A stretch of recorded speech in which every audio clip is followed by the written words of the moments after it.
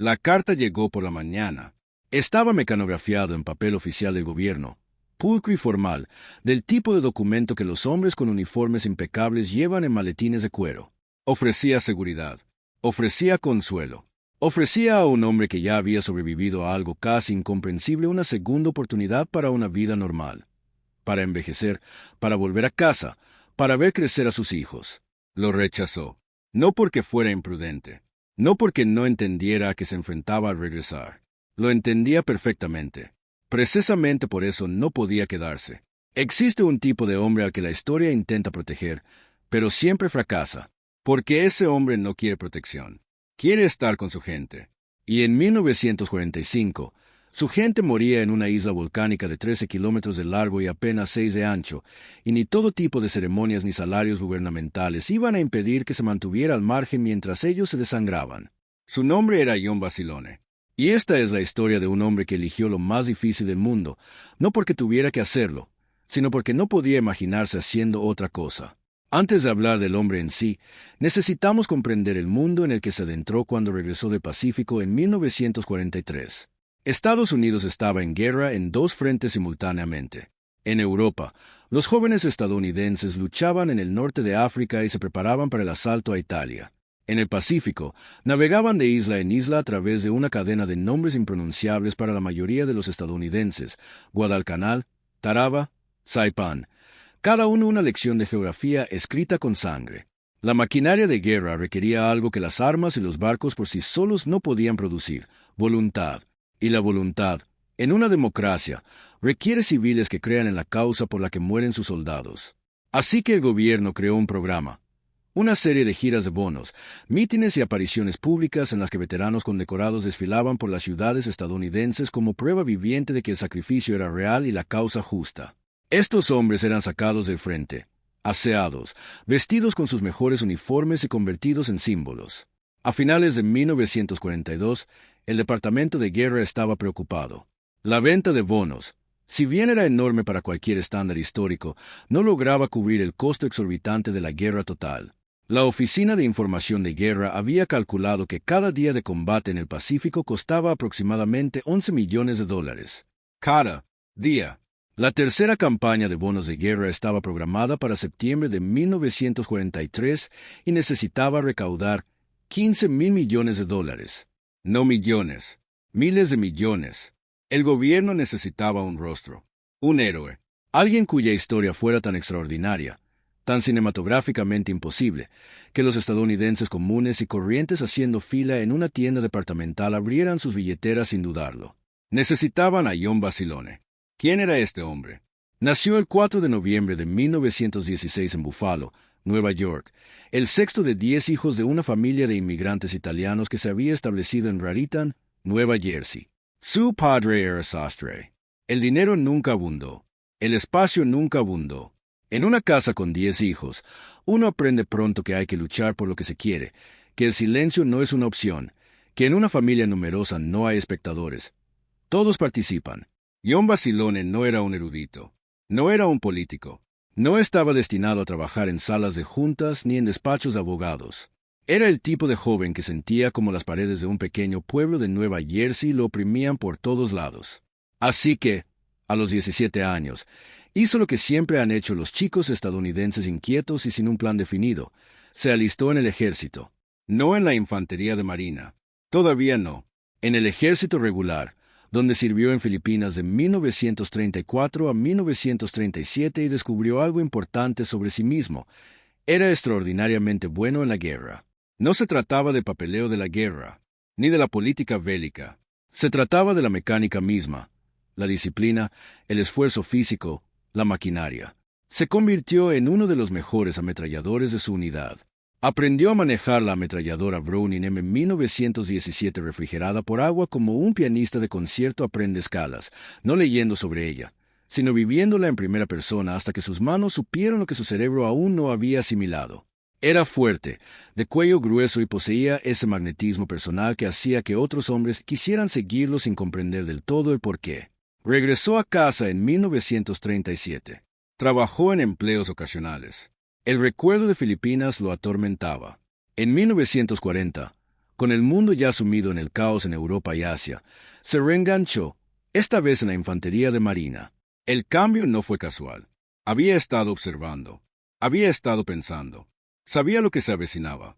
En 1942, el sargento John Basilone formaba parte de la primera división de infantería de marina, desplegada en una isla selvática del archipiélago de las Islas Salomón de la que nadie en su país había oído hablar. Guadalcanal. Comprender Guadalcanal es comprender la naturaleza de la desesperación. No fue una ofensiva planificada y organizada, sino una lucha a muerte. En agosto de 1942, los marines estadounidenses desembarcaron en la isla para tomar un aeródromo japonés a medio construir. De completarse, ese aeródromo extendería el poder aéreo japonés hasta el Pacífico Sur y podría cortar las líneas de suministro aliadas a Australia. Los estadounidenses no podían permitirlo, así que lo tomaron. Lo rebautizaron como Campo Henderson y pasaron los siguientes 6 meses luchando por sobrevivir. Los japoneses enviaron todo lo que tenían. Noche tras noche, los buques de guerra bombardeaban el perímetro estadounidense. El Tokyo Express, nombre que los marines daban a los convoys de destructores japoneses que transportaban hombres y suministros por el estrecho canal entre las islas, llevaba tropas frescas en la oscuridad. La selva misma era un enemigo. Malaria, disentería, pie de trinchera e infecciones fúngicas que consumían a los hombres desde dentro. Los barcos de suministros no siempre podían pasar. Los marines comían hierba. Comían arroz japonés capturado. Dormían en trincheras que se inundaban con la lluvia, envueltos en sus mantas, soñando con hamburguesas con queso. La noche del 24 de octubre de 1942, una fuerza de aproximadamente 3.000 soldados japoneses lanzó uno de los mayores asaltos terrestres de toda la campaña de Guadalcanal contra el perímetro de los marines cerca del río Matanicao. Su objetivo era simple: abrirse paso, capturar el aeródromo de Henderson y forzar el colapso de las fuerzas estadounidenses. El sargento John Basilone los estaba esperando.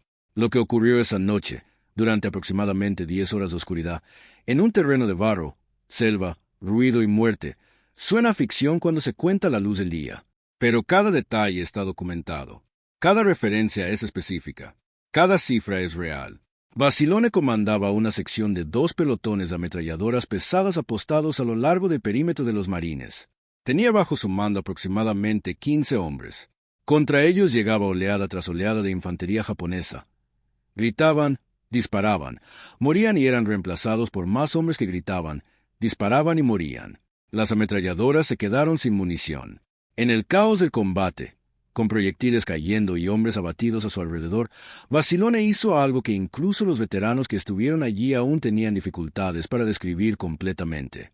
Corrió, no huyendo, sino hacia los suministros de munición de la retaguardia, cargando cintas de munición pesada para ametralladoras bajo el fuego, reabasteciendo sus armas, manteniéndolas operativas cuando cualquier cálculo razonable de probabilidad de supervivencia le habría dicho que se quedara en el suelo. Lo hizo varias veces. Durante un momento de la batalla, cuando los japoneses habían logrado abrirse paso y estaban a menos de 10 metros de su posición, tomó una pistola calibre .45 y los contuvo personalmente hasta que llegaron los refuerzos. Mató al menos a 3 soldados japoneses en combate cuerpo a cuerpo. En un momento dado, el cañón de un arma se sobrecalentó tanto que dejó de funcionar.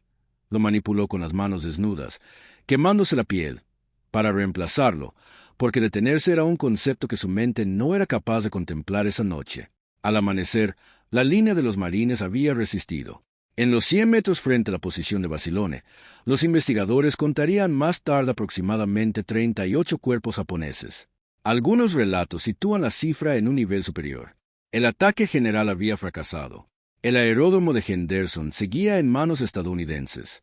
Por sus acciones esa noche, el sargento John Basilone fue condecorado con la Medalla de Honor, siendo el primer suboficial de la Infantería de Marina en recibirla durante la Segunda Guerra Mundial.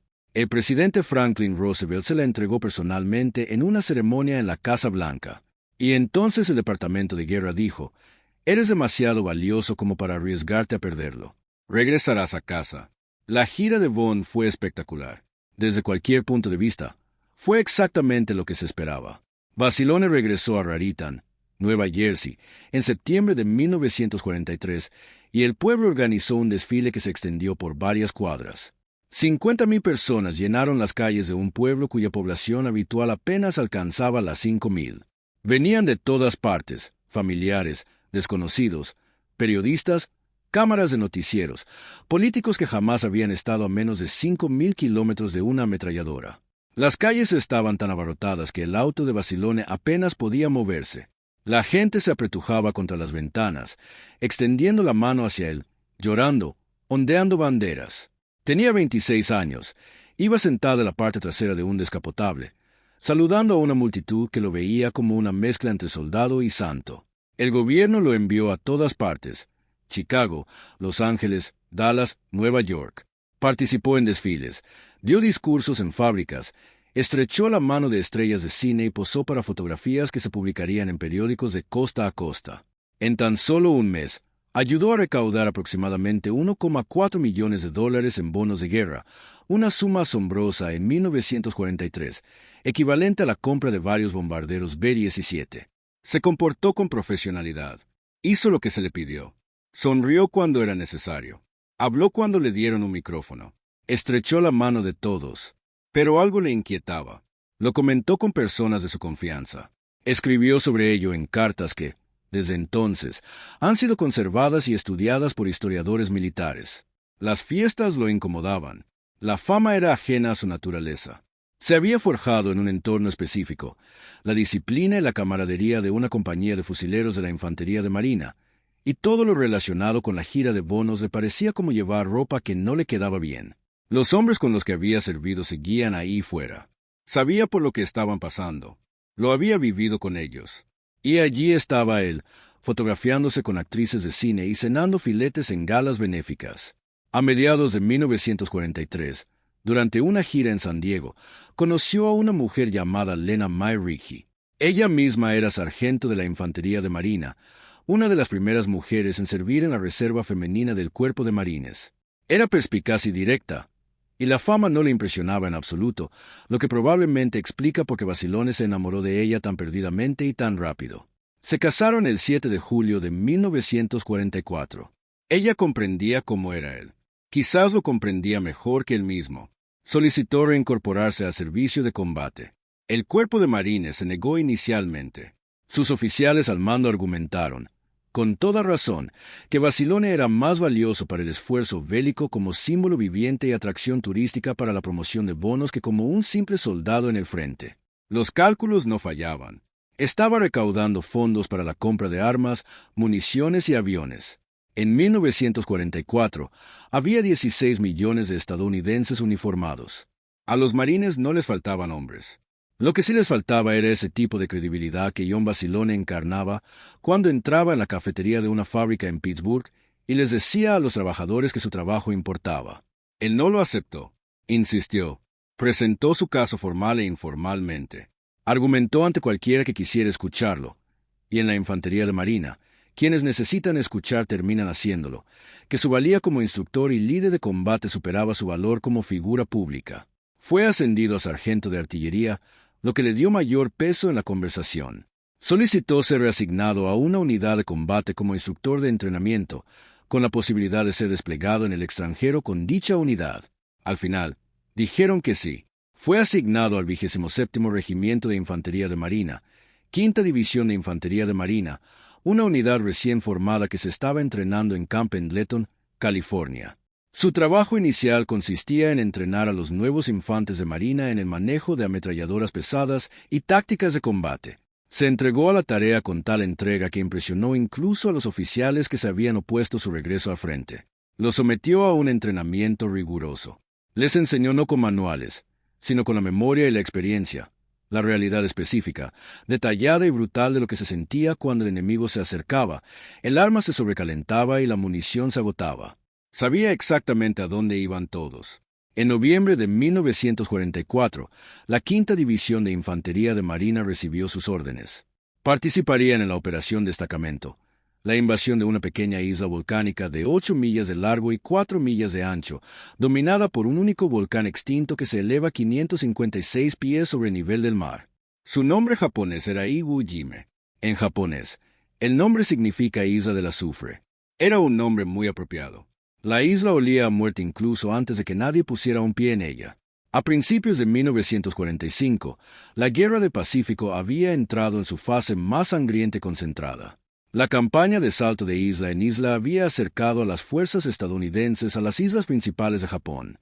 Las Islas Marianas, Saipan, Tinian y Guam, habían sido capturadas y convertidas en bases para los nuevos bombarderos estratégicos B-29 Super Fortress. Desde estas bases, los bombarderos estadounidenses comenzaron a realizar misiones directamente sobre Japón, incendiando ciudades japonesas con bombas incendiarias a una escala sin precedentes históricos. Pero Iwo Jima fue un problema. Situada aproximadamente a medio camino entre las Marianas y las islas principales de Japón, Iwo Jima albergaba 2 aeródromos japoneses operativos y un tercero en construcción. Los cazas japoneses con base en la isla interceptaban formaciones de bombarderos estadounidenses, derribando aviones y causando la muerte de sus tripulaciones. Las estaciones de radar de la isla alertaban a Japón con antelación sobre los ataques aéreos, lo que permitía preparar la defensa antiaérea. Igualmente importante, los B-29 dañados que no podían regresar a las Marianas no tenían dónde aterrizar. Se estrellaban en el océano. El Estado Mayor Conjunto ordenó la toma de la isla. Lo que nadie podía prever del todo, aunque los informes de inteligencia estuvieron muy cerca de predecirlo, era lo que el general Tadamichi Kuribayashi había hecho en Iwo Jima en los meses anteriores. Kuribayashi no era un comandante japonés común. Era un estratega militar sofisticado que había estudiado en Estados Unidos, comprendía la potencia de fuego y la doctrina estadounidenses, y había llegado a las conclusiones correctas sobre cómo combatir a un enemigo con una superioridad naval y aérea abrumadora. Su solución fue refugiarse bajo tierra. A lo largo de 1944, aproximadamente 22.000 defensores japoneses construyeron más de 18 kilómetros de túneles bajo la roca volcánica de la isla, cámaras interconectadas, posiciones de artillería, nidos de ametralladoras y puestos de mando diseñados para resistir el bombardeo naval más intenso de la historia. El sistema de túneles descendía hasta 4 niveles en algunos puntos. Era una ciudad subterránea construida específicamente para absorber la potencia de fuego estadounidense y eliminar a los marines estadounidenses. En la superficie, cualquier posible acceso desde la playa estaba cubierto por campos de fuego entrelazados desde posiciones invisibles hasta que quedaban expuestas. La arena volcánica negra de las playas era tan fina y suelta que los hombres se hundían hasta los tobillos con cada paso. Los tanques se atascaban. El equipo se volvía inservible y la famosa fortaleza del soldado estadounidense se ponía a prueba contra un terreno que parecía diseñado por una inteligencia malévola específicamente para maximizar las bajas. Lo era. Lo había sido. El bombardeo naval previo a la invasión. 72 días de bombardeo aéreo y naval más sostenido de la historia del Pacífico, destruyó gran parte de lo visible en la superficie de la isla y no dañó prácticamente nada de importancia. Los túneles absorbieron las explosiones. Los defensores esperaron en la oscuridad. El 19 de febrero de 1945, las primeras oleadas de infantes de marina desembarcaron en las playas. El sargento de artillería John Basilone estuvo entre la primera oleada. No tenía por qué ser así. Los hombres de su rango, experiencia y perfil solían ser retenidos en las primeras oleadas, siguiendo el mismo razonamiento del cuerpo de marines al intentar mantenerlo en Estados Unidos. Él insistió en entrar con sus hombres. Fue puesto al mando de una sección de ametralladoras adscrita al primer batallón del 27º Regimiento de Marines. Desembarcaría en Yellow Beach 2, justo al sur del Monte Suribachi. Comprendió, tan claramente como cualquier hombre que hubiera puesto un pie en esa lancha de desembarco, hacia dónde se dirigían. Lena estaba en California. Llevaban 7 meses casados. La rampa bajó. La arena volcánica negra recibió las primeras botas estadounidenses aproximadamente a las 9 de la mañana. Durante unos 30 minutos, reinó un silencio confuso por parte de los defensores japoneses, tiempo suficiente para que miles de infantes de marina desembarcaran en las playas antes de que se cerrara la trampa. Entonces, todas las posiciones ocultas de la isla abrieron fuego simultáneamente. Artillería, morteros, ametralladoras, cañones antitanque disparando quemarropa contra hombres que no tenían a dónde ir. La arena hacía imposible correr. El mar estaba a sus espaldas y el terreno que tenían delante era un campo de batalla diseñado por un genio que había dedicado un año entero a pensar solo en otra cosa. Cientos de infantes de marina murieron en las primeras horas. Las playas eran un caos, equipo en llamas, hombres gritando, la cohesión de las unidades desvaneciéndose bajo un fuego que parecía venir de todas partes y de ninguna. En estas condiciones, la diferencia entre la supervivencia y la catástrofe solía ser una sola persona, alguien que pudiera pensar, que pudiera moverse, que pudiera extraer un instante de orden del caos circundante. El sargento de artillería John Basilone se movía entre el fuego como si fuera una inclemencia del tiempo. Los testimonios de testigos presenciales, conservados en archivos militares y recopilados posteriormente por historiadores como Jim Prouse y Joe Cutter para la biografía Me quedo con mis muchachos, describen a Basilone como una fuerza controlada en medio del caos. Logró que su sección de ametralladoras cruzara la playa. Ayudó a dirigir el fuego contra un fortín japonés que mantenía inmovilizados a cientos de infantes de marina, guiando el apoyo de los tanques y contribuyendo personalmente al asalto que lo destruyó. Maniobró a sus hombres bajo fuego, interpretando el campo de batalla con la fluidez instintiva de un hombre que había pasado años entrenando para este preciso momento, y que ya había sobrevivido a este infierno, en otra isla, en una oscuridad diferente, contra el mismo enemigo. Mantuvo a sus hombres en movimiento. Mantuvo las armas en marcha. Y entonces, en algún lugar de esa playa volcánica, en la mañana del 19 de febrero de 1945, en un momento que ocurrió demasiado rápido y con demasiada brutalidad para una narración clara, el sargento de artillería John Basilone murió a causa de un proyectil de mortero. Tenía 28 años. Los hombres que lo vieron morir aquella mañana conservaron esa imagen para siempre. Los veteranos que hablaron de Iwo Jima, y muchos nunca lo hicieron, al menos no completamente, ni a nadie, solían recordar la muerte de Basilone de forma espontánea. No porque la muerte fuera infrecuente en aquella isla. La muerte estaba por todas partes. La muerte era algo cotidiano. Pero la muerte de Basilone tuvo un peso particular que sus hombres sintieron de inmediato y describieron más tarde en términos casi idénticos. No tenía por qué estar allí. A eso volvían una y otra vez. No tenía por qué estar allí. Tenía la medalla de honor. Era famoso. Tenía un sueldo del gobierno y una esposa en California. Había sobrevivido a algo que casi nadie sobrevive, no solo la supervivencia física en Guadalcanal, sino también la segunda supervivencia, la que requirió ser apartado de la guerra y aún así encontrar la manera de regresar. Había hecho todo lo que se le pidió y luego exigió que se le pidiera más. La batalla de Iwo Jima continuó durante 33 días más tras la muerte de Basilone. Para cuando finalizó el 26 de marzo de 1945, aproximadamente 6.821 estadounidenses habían muerto y más de 19.000 resultaron heridos. De los 22.000 defensores japoneses, solo 216 sobrevivieron como prisioneros de guerra. El almirante Chester Nimitz, comandante de la Flota del Pacífico, escribió posteriormente que el valor excepcional era una virtud común. En Iwo Jima, una frase tan precisa y acertada que jamás se ha superado. Los 4 cazas F-4 Corsair que participaron en esa campaña llevaban una leyenda específica en sus fuselajes, pintada por los hombres que los mantenían, el nombre del sargento de artillería John Basilone. Se le otorgó póstumamente la Cruz de la Armada, la segunda condecoración militar más alta de la Armada y el Cuerpo de Marines de los Estados Unidos, por sus acciones en Iwo Jima, junto con su medalla de honor. Esto lo convirtió en el primer infante de marina alistado en la historia de la Segunda Guerra Mundial en recibir ambas condecoraciones. Sigue siendo el único infante de marina que las ha recibido en la misma guerra. En Raritan, Nueva Jersey, le pusieron su nombre a una calle mientras la guerra aún continuaba. También le pusieron su nombre a un parque. Erigieron una estatua de bronce que todavía se alza en el centro de la ciudad. Un joven con uniforme de gala de la Infantería de Marina, de mandíbula cuadrada, mirando hacia un horizonte que solo él puede ver. Cada año, el tercer domingo de septiembre, el pueblo celebra el desfile de Basilone, una celebración que se lleva a cabo ininterrumpidamente desde 1947 y que atrae a decenas de miles de personas a este pequeño pueblo de Nueva Jersey, que de otro modo no tendría una historia particularmente destacada. Es uno de los desfiles más grandes del estado dedicados a una sola persona. En Camp Pendleton, California, donde entrenó a los hombres que luego lideraría en Iwo Jima, la calle principal lleva su nombre. Una exposición en un museo narra su historia a generaciones de nuevos infantes de marina que aprenden lo que significa portar una ametralladora, mantener una posición, enfrentarse a una situación sin buenas opciones, aún así, elegir la menos mala. En Japón, un historiador militar llamado Yoshitaka Orie, quien estuvo en Iwo Jima aquella mañana de febrero y sobrevivió la batalla del lado japonés, fue interrogado posteriormente sobre los marines estadounidenses a los que se enfrentó.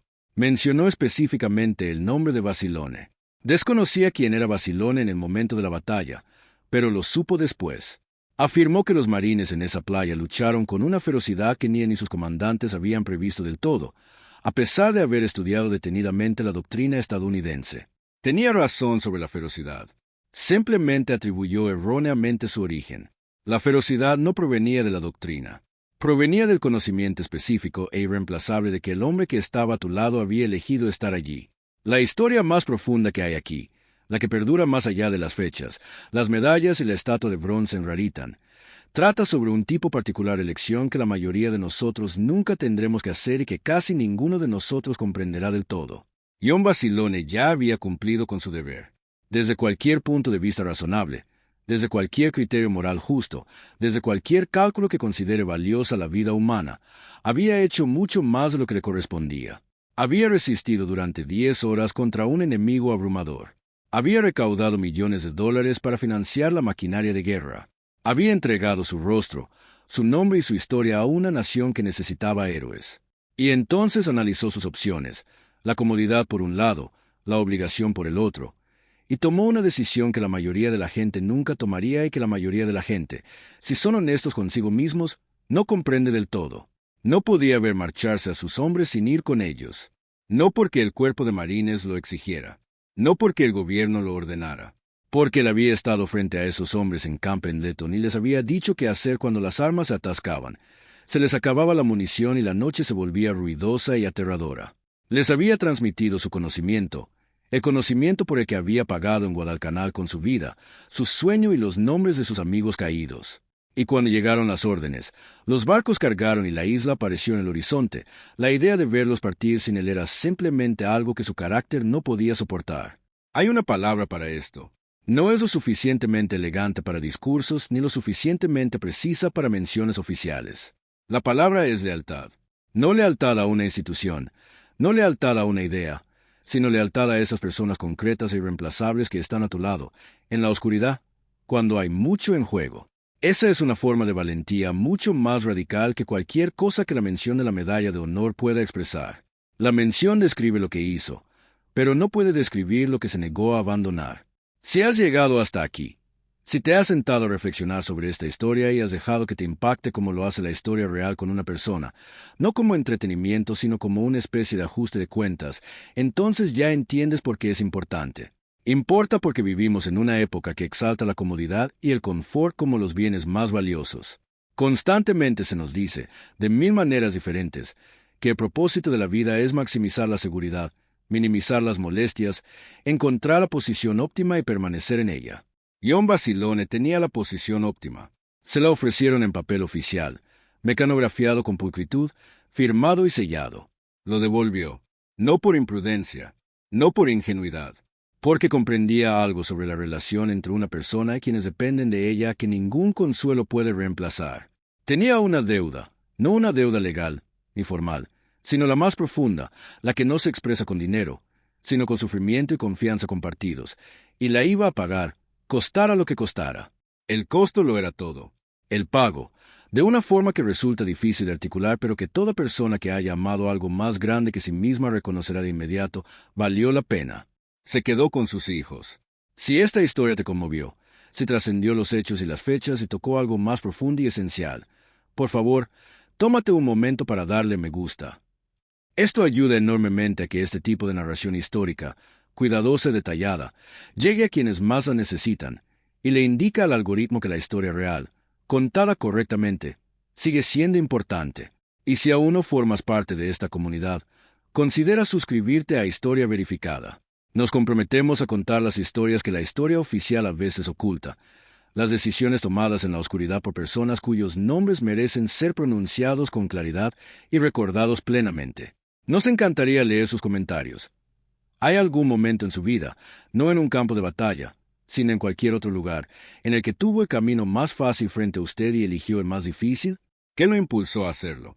La próxima vez, seguiremos una historia que comienza en un campo de prisioneros alemán en 1943, donde un oficial aliado descubre una vulnerabilidad en el sistema burocrático nazi tan precisa e improbable que, cuando se la explica a sus superiores, piensan que ha perdido la cabeza.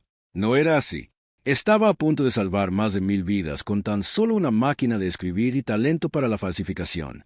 Gracias por estar aquí. Gracias por preocuparse por las personas que la historia casi olvidó. Nos vemos la próxima vez.